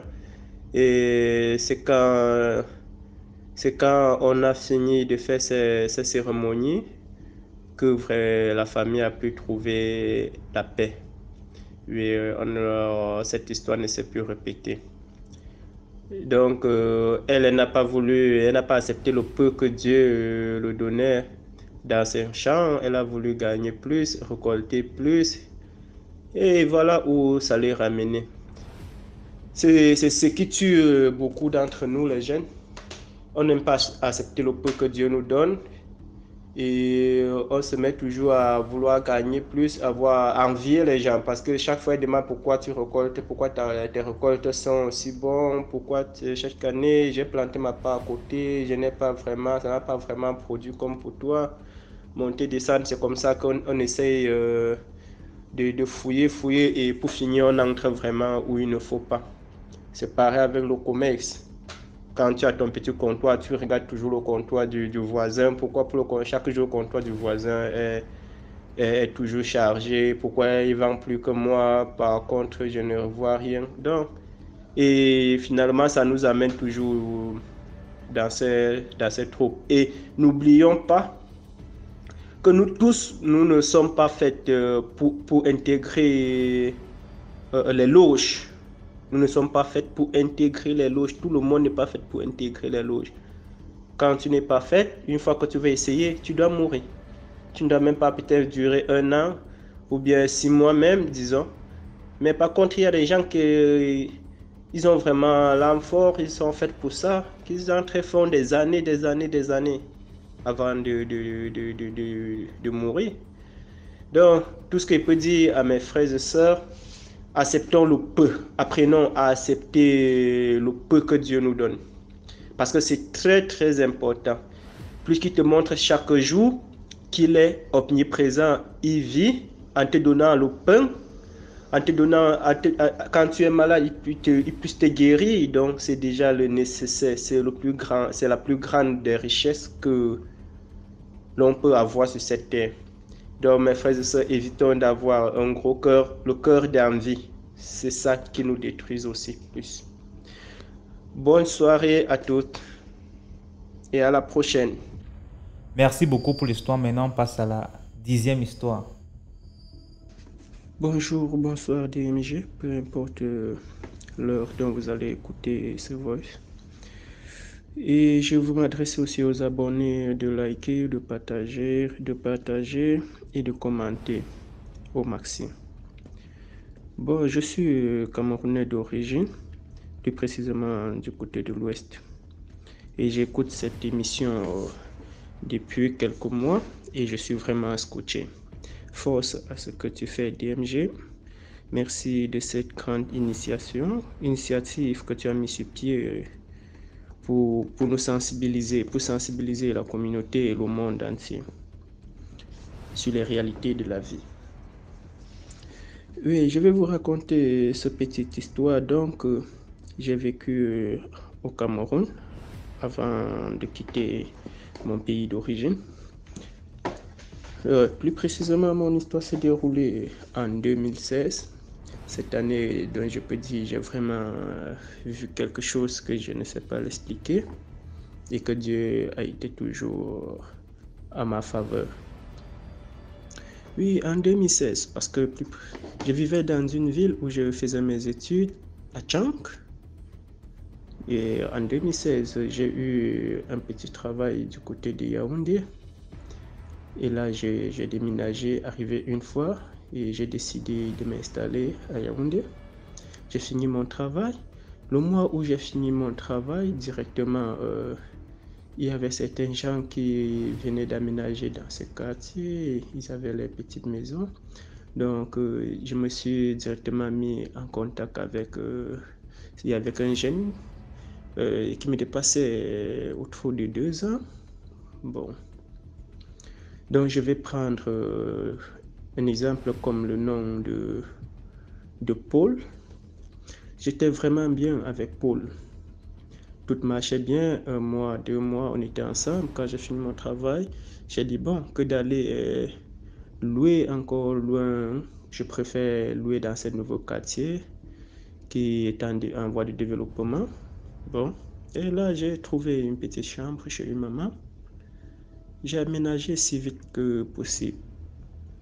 Chaque jour, je rendais aussi visite à Paul me rendre visite. On marchait, on sympathisait. Il vient à la maison aussi, j'ai préparé un mange, j'arrivais chez eux, on marchait bien, on s'expliquait tout. Seulement que Paul était le genre d'homme qui manquait beaucoup, plus qu'il avait un frère qui se ressemblait beaucoup, mais ce frère-là était dans l'armée. Et lui, il nous a fait comprendre que c'est lui qui était dans l'armée, mais on ne savait pas qu'il avait un frère. Puisqu'il montrait les photos, c'était sa gabarit, tout lui en effet. Bon. Vu, je n'étais pas seul parce que j'avais des amis dans ce quartier. On était ensemble, on riait, on faisait tout ensemble. On montait, on s'asseyait même au bar, on buvait une bière. Et aussi, comme j'ai directement eu mon établissement dans le génie civil, je suivais ma formation d'entrepreneuriat dans le génie civil. Un jour, j'ai toujours eu le travail à côté de chez eux, pas loin de leur maison. J'y travaillais un jour, un soir, quand j'ai fini mon travail, j'ai décidé de passer le rendre visite. J'arrive à la maison quand sa maman n'était pas là, il était là seul. Ce jour, on a bavardé jusqu'au moment le moment venu d'où on voulait se séparer. Il m'a donné du tapioca. Bon, j'ai pris du tapioca. Je suis arrivé chez moi parce que ce n'était pas loin de ma maison, on était au quartier. Quand j'ai pris du tapioca, je suis rentré, j'ai déposé le tapioca, j'ai travaillé toute la semaine. Et la semaine qui suivait, c'était la semaine des évaluations dans mon établissement. Bon. Un jour, je rentre, je pars au chantier, toujours à côté de chez eux, je rentre ce jour. J'avais évaluation le lendemain à 11h, au cours de 11h. J'avais les cours à 11h qui devaient se baser sur l'évaluation. En effet, je rentre, je pars au chantier, je rentre ce jour. Je m'en vais acheter du riz et tout ce qu'il faut faire avec, comme un célibataire, pour faire son petit riz sauté un jar, comme on dit souvent un jar. Ah oui.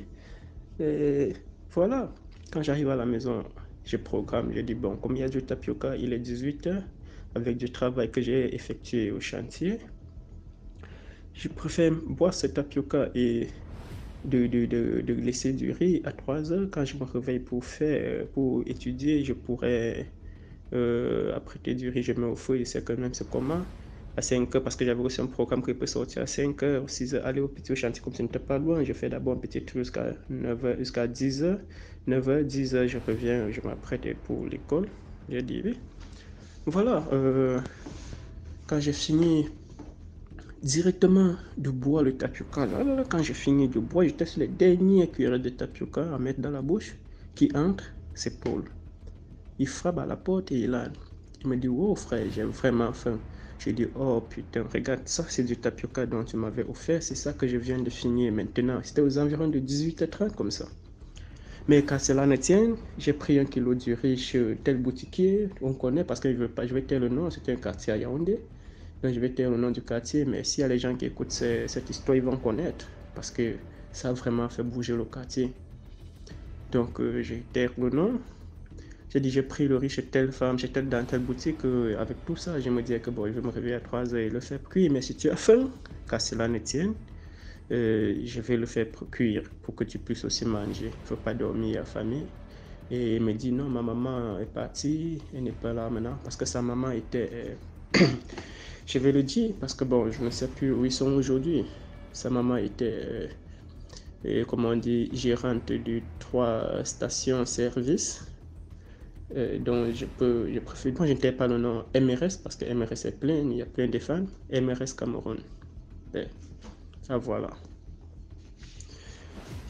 Le garçon, je tiens à préciser que le garçon, lui, il ne faisait rien de sa journée. Rien du tout. Ça nous étonnait, un garçon de 27 ans, de 28 ans. Oui, de 28 ans, il ne fait rien de cette journée.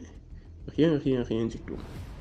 C'est sa mère qui le fait à manger, qui charge le frigo, qui rentre avec du poulet poisson brisé, le donner. Et c'est un grand fumeur. Et c'est sa mère qui l'achète en plus des paquets de cigarettes.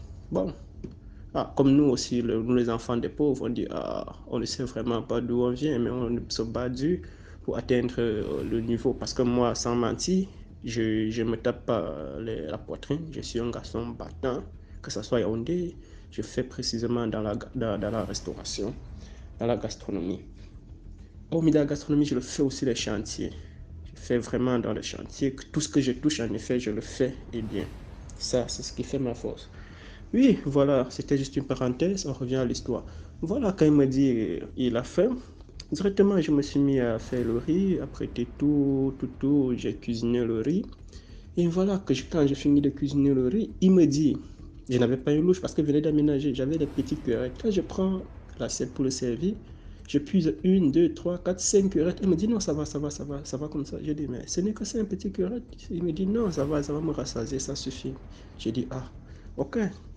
Je le tends l'assiette, moi-même je prends une assiette de que bon, il ne peut pas servir quelqu'un, laisser ses enfants aussi goûter, je prends aussi un peu, je retire aussi juste un peu. Voilà, je mange. Lui et moi, on mange en frappant des commentaires, voilà, 19h30, 20h. Il me dit, bon, comme tu vois, j'ai envie d'aller acheter la cigarette. DMG, je t'ai dit. J'ai dit, ok. Moi, je vais rester là, fais quoi? Je t'accompagne alors, tu achètes ta cigarette et tout. Je dis, oui, il n'y a pas de problème. Voilà, je sors de ma chambre, je ferme ma porte à clé, deux tours de clé. Lui et moi, nous, on sort de la maison. Voilà, on s'avance, on chemine ensemble jusqu'au niveau. On trouve pas très loin de la maison. On trouve les gars du quartier aussi. Exactement, on pense un peu à frapper certains commentaires. Il me dit, d'accord, comme tu es avec les pierres, tout ça, je vais courir d'abord acheter la cigarette juste ici à la boutique. Je reviens très rapidement. J'ai dit oui, il est aux environs de 20h30 comme ça. 20h30, presque 21h. J'ai dit d'accord, il n'y a pas de problème, je t'attends là, tu reviens. Il part, il revient, me dit non, la boutique est fermée. Attends, je redescends un peu ici en bas chez celle dont j'avais acheté le riz. Je vais acheter la cigarette. Je dis d'accord, il n'y a pas de problème, je suis là, je t'attends. DMG, il part, il revient, il me dit la boutique est fermée. J'ai dit waouh. Ça veut dire que c'est pas ton jour de chance, tu ne dois pas fumer aujourd'hui. Il dit, j'ai dit d'accord. On peut rentrer à la maison, frapper encore nos commentaires un peu. Il m'a dit d'accord, il n'y a pas de problème. DMG, si je ne retournais pas avec lui, ou bien monter, je ne sais pas, on doit dire, voilà, quand j'arrive, j'ai avec une table à 4 pattes, bien confectionnée sur laquelle je préparais. J'avais réchaud à pétrole parce que je venais d'aménager, je n'avais même pas encore 6 mois à Yaoundé. Réchaud à pétrole, un grand matelas au sol, que j'avais lancé au sol. Dès que j'ouvre la porte DMG, je vous jure, j'ai trouvé cette table renversée au sol avec la marmite du riz que j'ai eu à faire, le pétrole partout sur la nourriture. Le pétrole partout sur la nourriture. Voilà, je me mets à ramasser, à balayer tout, parce que ça avait, comme le pétrole coulé, entrer sur le drap du matelas, tout ça. Je me mets ici à la chambre cette nuit, je suis. Voilà que je suis, au fur et à mesure que je sors dehors verser la nourriture parce que c'était déjà le pétrole, tout ça était. Je suis allé verser tout. DMG, je verse quand je reviens pour essuyer le dernier tour. J'ai su ce comment d'entrer. Directement, j'ai voulu entrer dans ma chambre. Il me dit, mon frère, comme il a plu la route de ma maison, il y a trop de boue ce moment-ci, tu connais comment est cette entrée, je ne peux pas vraiment rentrer. Est-ce qu'on pourrait dormir ensemble? DMG, comme on parle souvent du sixième sens, le sixième sens m'a dit, si tu dors, une voix, j'ai entendu une voix vraiment en moi, que cette voix m'a dit, si tu dors avec lui, et que la nuit, il te tue, que dirais-tu? Et moi, je sans vous mentir, et je suis quelqu'un, au ce moment-ci, maintenant-ci, que j'ai pris la ferme résurrection, quand je suis vraiment Dieu, à tout moment, ma vie est connectée, que je suis vraiment connecté à tout moment avec Dieu, en parole et par les actes. Mais sans mentir, je ne pensais jamais du mal à quelqu'un, même jusqu'aujourd'hui, je n'ai jamais eu à penser du mal à quelqu'un ou bien à n'importe quoi. Quand je vois tu souffres et que je peux t'aider, je t'aide. Et voilà que, dès qu'il me dit comme ça, cette voix m'a parlé en moi. Si tu dors avec lui et que la nuit te tue, que dirais-tu? Je dis, ah, seule chose qui est revenue dans mon cœur, j'ai encore dit dans mon cœur que Dieu avait dit, n'est jamais refusé à quelqu'un où il pourrait poser la tête et retrouver le jour, le lendemain. J'ai dit qu'il n'y a pas de problème, frère, dormons. Quand je dis, je prends maintenant un drap blanc, je mets sur le lit, je redresse le lit, bien. Je dis, couche-toi, il se couche derrière. Donc, quand je faisais le nettoyage, ce qui partait à la boutique chercher des cigarettes, c'était la lame de rasoir. Mais il n'avait pas vu, la boutique était fermée. Au moment quand je nettoyais le sol, il a pris ma lame de rasoir sur la table. Quand il prend ma lame de rasoir, je ne savais pas dire, je n'ai jamais dormi de ma vie comme j'ai dormi ce jour. Le programme même de 3 heures pour étudier, je n'ai pas pu. J'ai dormi, DMG. Le jour-là, dormi jusqu'à je suis saute à 5h30. Quand je suis saute, même je ne ressens rien. Je dis, bon, ok frère, il est 5h30, je vais pas courir, je vais petit bricolage que je dois faire pour chantier rapidement avant d'aller à l'école. Il me dit, donc je lui ai dit, tu peux te reposer, Paul, tu te reposes bien quand tu finis ton repos. Quand tu te réveilles à l'heure que tu veux, tu peux fermer la porte. Comme je suis juste à côté de ta maison, tu me donnes mes clés. Il me dit non, ça va, je m'en vais aussi faire le sport. Il est à 5h30, je peux courir avant de revenir. Je dis qu'il n'y a pas de problème. Il est sorti, nous sommes sortis ensemble, j'ai fermé la porte. Je n'ai rien ressenti en ce moment. Je suis allé au chantier, je reviens. C'est quand je reviens, DMG, que je pars pour me laver, pour prendre ma douche. Je me verse l'eau. Je comprends une partie de ma fesse se met à chauffer. Je dis merde. Je me suis pas assise au chantier, je regarde l'habit que je portais, je ne vois pas que c'est déchiré, je ne me suis pas déchiré quelque part, mais je verse l'eau, je vois mes fesses chauffent. Quand je regarde la fesse, je vois un trait qui était bien fendu, DMG, bien fendu. DMG, je dis, je regarde une fesse, ma fesse était bien fendue. Aïe. Voilà, j'ai fini de me laver, je sors de la douche, j'entre dans la chambre. Je prends tout, je mets mes cahiers dans le sac, je m'habille, je dis, ah, il faut que je dresse mon lit. C'est où je prends le thé d'oreiller, je vois la lame posée, je vois le sang sur le drap, je vois comme ça, je suis levé le matin, vraiment comme il essuie les doigts. Mais je vous jure que l'école, ce jour, m'est une fois sorti dans la tête. Les cours, l'évaluation, il va quitter. Je quitte directement, je descends chez lui. Mes frères, on a passé une nuit ensemble, voici, viens voir ce qui s'est passé, je me trouve blessé, monté de sang. Qu'est-ce qu'il a, le mot qu'il a sorti dans sa bouche, il a dit, vous, les gens de l'Ouest avec la sorcellerie, là, ne nous approche pas ça dans notre famille, ne nous approche pas, ne nous amène pas ça dans notre vie, n'essaye même pas. De Haya. Comment est-ce que qui a parlé de la sorcellerie ici, qui a parlé, je te dis seulement c'est qui j'ai trouvé chez moi. Voilà, je quitte, je pars chez une de mes tantes et je l'explique le problème. Je n'ai même pas touché le lit le même jour. Ma tante quitte aussi un quartier de Yaoundé, appelé quoi oh, je ne sais même plus trop. Elle quitte, elle vient, elle filme le drap, elle fait tout. Elle descend chez sa belle-mère, on explique le problème à sa belle-mère. Sa belle-mère dit, retournez d'abord voir la femme, la mère du gars. On a exigé les examens. Je suis directement allé faire les examens rapidement. Tout. Je suis allé voir la mère du gars. J'ai pu l'expliquer. La mère du gars a directement commencé. Vous, avec vos sorcelleries, là, peut-être tu as goûté le sang de mon fils. Ça m'a pas donné. C'était amer. Tu ne peux pas. Mon j'ai demandé quand même qui a parlé du sang ici. Tout ce qu'il te demande, c'est de faire les examens de ton fils. Tu me donnes. On essaye de voir. Parce qu'on se basait plus que peut-être c'est peut-être une maladie ou n'importe quoi. Voilà, elle a commencé comme ça, je retourne, j'explique à la mère, sa mère dit, et puis elle me dit plutôt le même jour, sa mère de Paul me dit, attends dans 7 jours. C'est dans 7 jours que je vais envoyer Paul au centre pasteur pour qu'il fasse ses examens, parce que c'est au moins là-bas au centre pasteur qu'on fait les meilleures choses, qu'on peut dire un résultat propre et que c'est propre. J'ai dit ok. Quand je retourne, je dis ça à ma tante, là. Elle retourne voir sa belle-mère. Sa belle-mère dit non, il y a quelque chose, si tu es déjà 7 jours, c'est qu'il y a quelque chose qui cloche. Va dans Fumban, va à Fumban trouver ta mère. Peut-être on pourra trouver une solution. Je vous dis, DMG, dès que je prends la voiture, le bus arrivé dans sa station, s'arrêter pour casser. C'est elle qui s'est levée, je ne sais même pas, elle venait carburer. Par contre, elles sont assises, il y a les gens. Je me suis courbé dans la voiture. On a fait peut-être 20-25 minutes sur place carburé. Après, on a décollé. Une fois que j'arrive à Fumban, je descends du taxi, je suis arrivé à 6h dans mon village. Un monsieur m'a dit de me regarder quand je marchais. Il m'a dit en bas monter, il fallait attendre 7 jours. Tu es venu en quoi? Dans la voiture, j'ai dit oui, il dit que tu devais venir au-dessus de la voiture. Je vous jure, quand je regardais le monsieur là comme ça, je n'ai même plus bougé, je n'ai même plus cherché la route de la maison. J'ai d'abord exactement appelé ma mère étant sur place. Ma viens voir, j'ai écouté.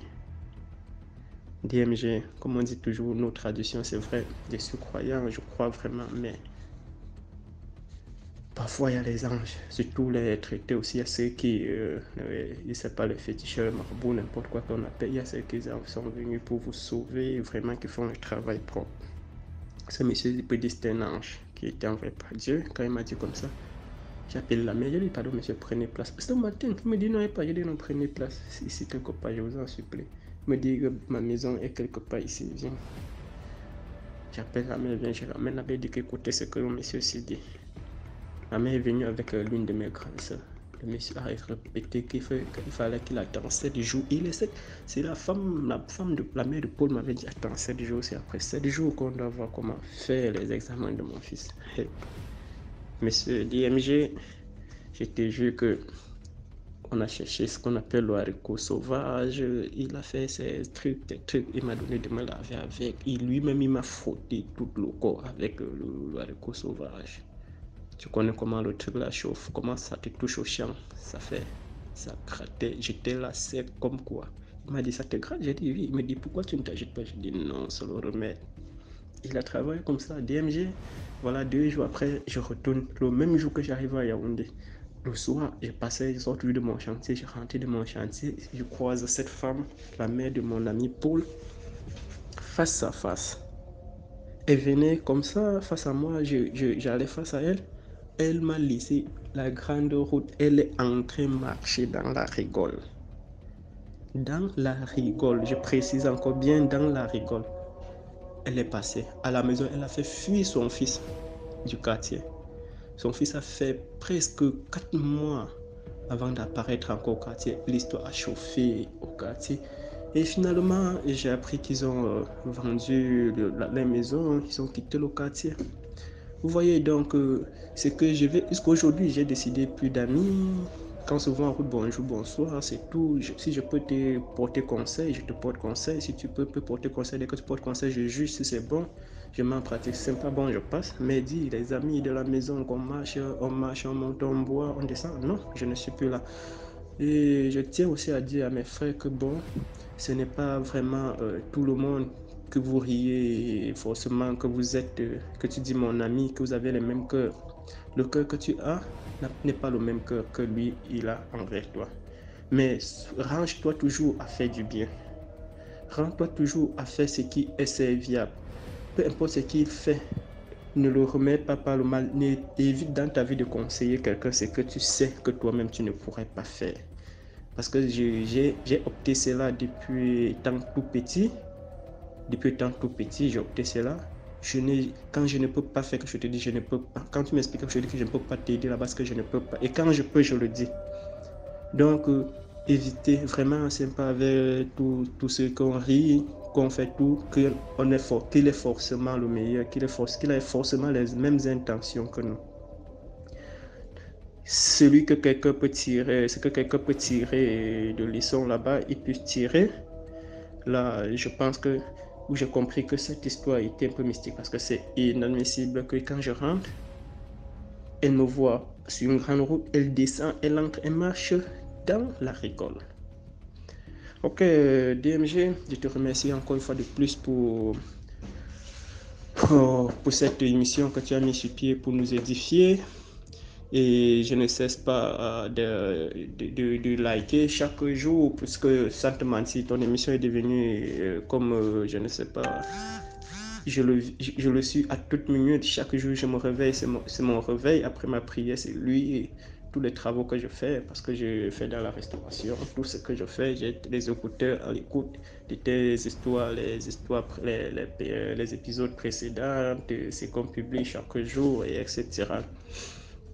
Ok, DMG, beaucoup de courage, que Dieu vous donne longue vie et plus, qui puisse vous conduire et vous remplir de sa bénédiction afin que vous apportez le meilleur à la communauté. Bonne soirée à tous. Voilà, c'était tout pour aujourd'hui. Merci pour l'histoire, merci pour tous ceux qui envoient les histoires, merci pour tous ceux qui participent.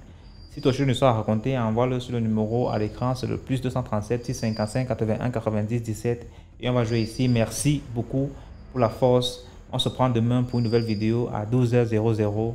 Voilà, ciao, ciao.